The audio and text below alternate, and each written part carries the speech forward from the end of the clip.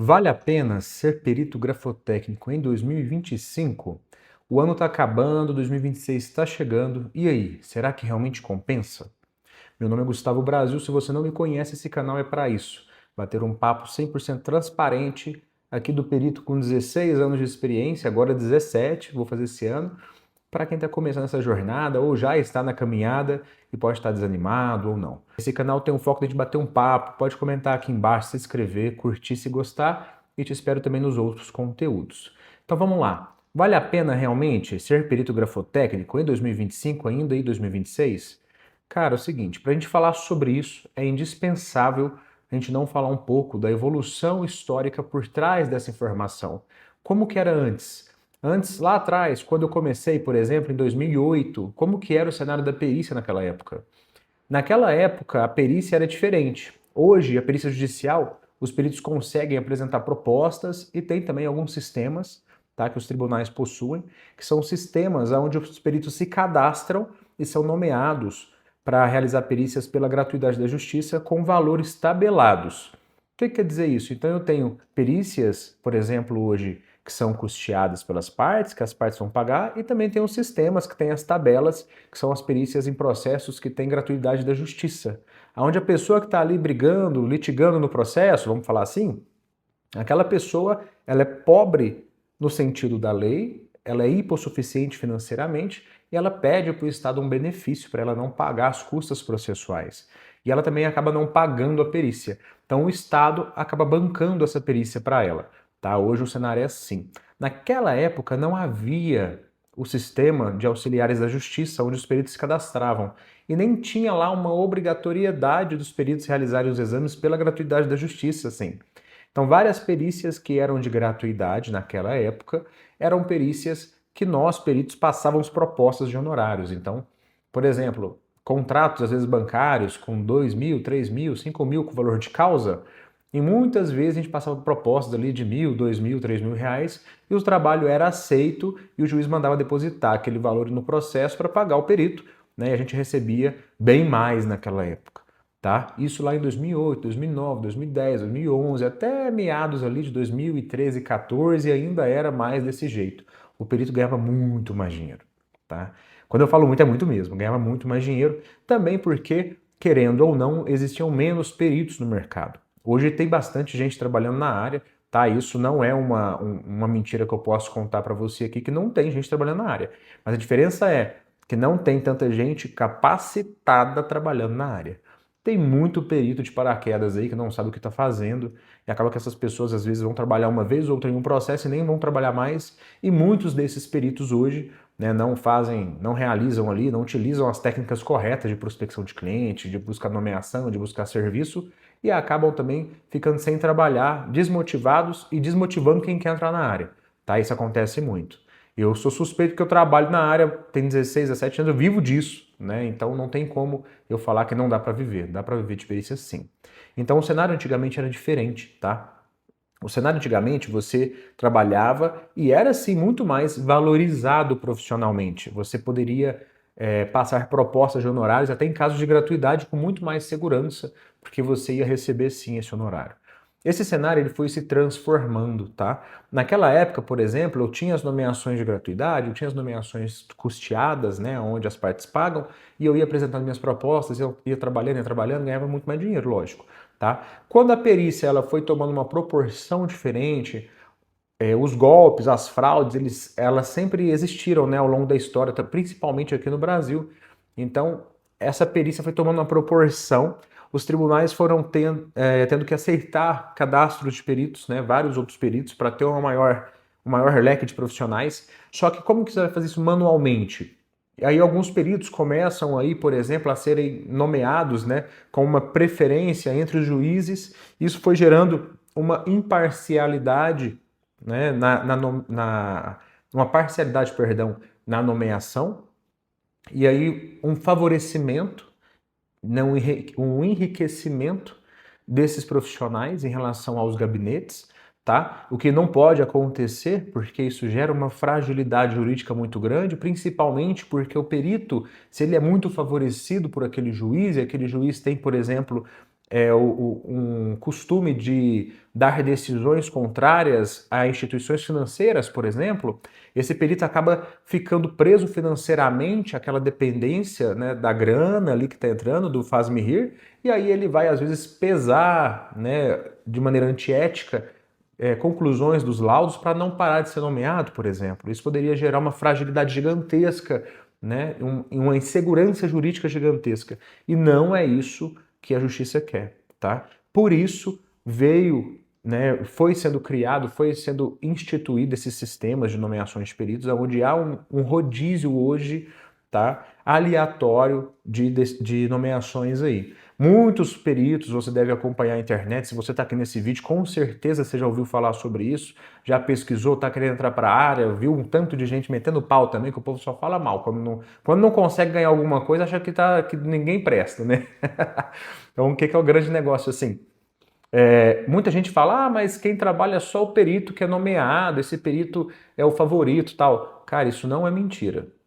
Quer dizer, isso não é verdade. E também não é mentira.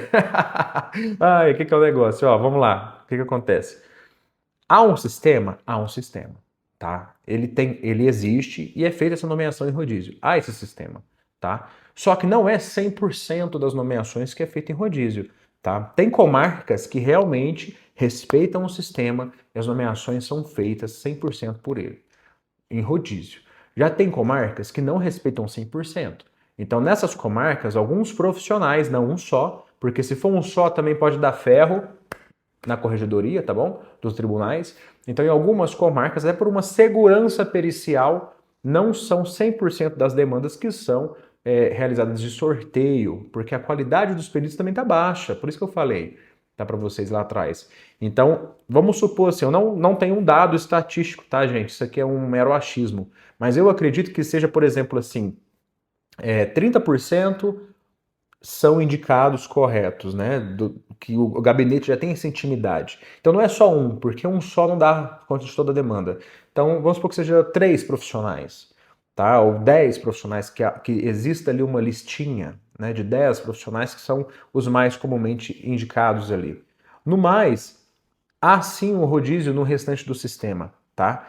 Porque realmente não pode ficar favorecendo só esses profissionais, porque geraria, né, na prestação de contas final, da correção final do ano, por exemplo, uma inconsistência, tá, de repetição desses profissionais. O sistema não repete, ele não é um algoritmo perfeito que vai ficar repetindo sempre os mesmos profissionais.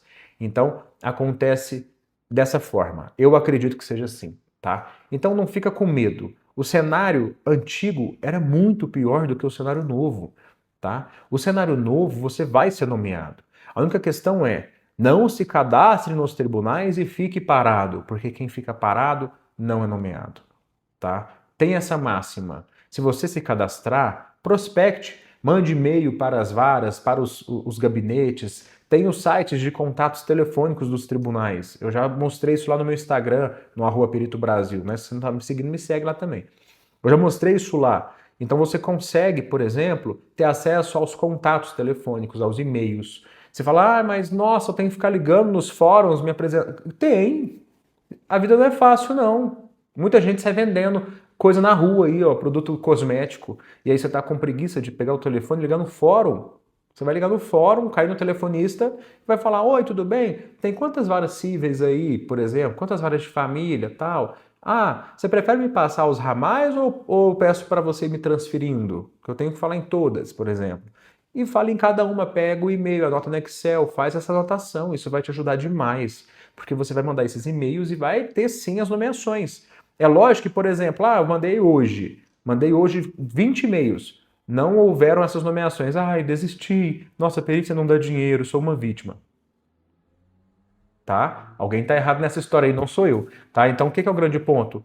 Se for prospectar nesse sentido, mande com frequência. Uma hora a nomeação vai acontecer no momento que eles vão precisar lá no gabinete. E eles vão te nomear naquele momento. Então sempre mande e-mails, renove esses e-mails, se apresente, vá no fórum da sua cidade, das cidades aí vizinhas, mas esse é conteúdo para uma aula de prospecção e não é essa, tá? Então o cenário antigo era muito pior do que o cenário atual. O cenário atual é muito mais gostoso de trabalhar. Você trabalha online, os processos são digitalizados, os sistemas dos tribunais praticamente são todos já digitalizados, os processos. Então você consegue trabalhar em qualquer lugar do país, se cadastrando nos tribunais, de acordo com os editais de cadastramento, logicamente, tá? Mas você consegue se cadastrar em praticamente todos. Trabalhar à distância, ter flexibilidade dos seus horários. Não estou falando que você vai trabalhar 1 hora por dia, 12 e vai ficar milionário, isso é mentira. Tá? Mas se você quiser e você conseguir essas nomeações, você consegue trabalhar assim em horários mais programados. Eu, por exemplo, agora são 4 horas da tarde. Eu tô aqui gravando com vocês e daqui a pouco a minha esposa vai passar aqui, vai me buscar e eu vou pro clube. Você entendeu? Tô falando assim, ah, mas o Gustavo, nossa, que vida, uau, tá indo pro clube. Mas não é isso, eu trabalhei pra caramba também. Tô trabalhando desde a hora desde manhã, né? De manhã almocei, tô aqui no escritório, trabalhei, fiz aqui agora à tarde 3 petições, uma impugnação aqui, impugnaram um laudo meu. Faz parte da perícia, vocês vão ver isso aí. Depois a gente vai bater um papo sobre isso também. Mas, e aí é isso, cara. Ela te dá uma flexibilidade, mas tem dia que eu vou pro clube e levo o notebook, tá? E aí fico trabalhando lá também. Tomo alguma coisa lá, entro na piscina, mas trabalho do clube. É muito relativo, depende do que você quer. Você pode ser workaholic e trabalhar infinitamente e ganhar melhor, ou você pode ficar mais de boa também e ter uma flexibilidade. Então, ponto de vista, vale a pena trabalhar como perito grafotécnico em 2025?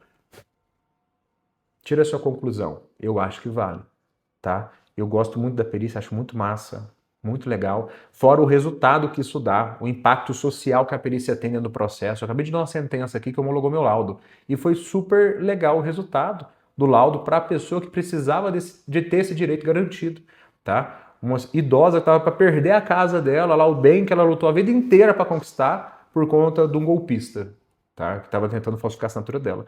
Então é isso. Eu acho que vale a pena e acredito que a perícia tem um mercado gigantesco ainda a ser trilhado, tá? A Grafo está assim se transformando numa doc digital, isso é inevitável, o mundo é digital, mas ainda existem milhões e milhões e milhões de contratos assinados por aí, tá? Então, deixa aqui seu comentário aqui embaixo, fala se você gostou desse tipo de papo, isso para mim só agrega e aí eu quero criar mais coisa para vocês, compartilhar um pouco mais. Se vocês gostaram desse formato de conteúdo, também deixa aqui embaixo e me fala. Isso é muito legal para mim. Fechou? Fiquem com Deus. Até o próximo encontro nosso aí e até mais.